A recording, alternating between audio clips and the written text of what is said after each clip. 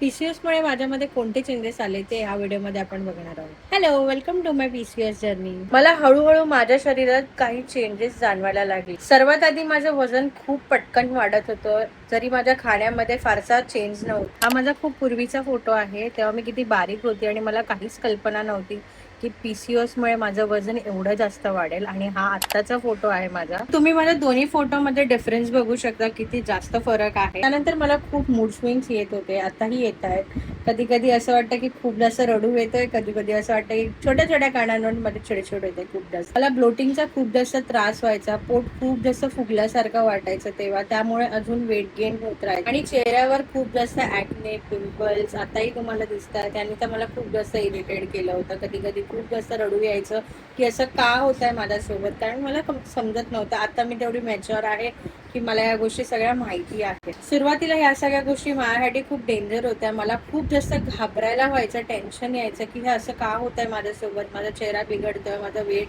Gain होतोय, माझे hair loss होत आहेत. तर मला खूप जास्त टेन्शन यायचं. आणि शेवटी मला पीसीओएस आणि पीसीओडी गर्ल्सना एक सांगायचं आहे, स्वतःला शांत ठेवा. लोक काय म्हणतील याचा विचार करू नका, आपल्या वजनाबद्दल काय म्हणतात याचाही अजिबात विचार करू नका. मलाही खूप जास्त वेगळं वाटायचं, असं वाटायचं की सगळं काही संपलंय ह्या सगळ्यामुळे, माझं वेट गेन होतोय.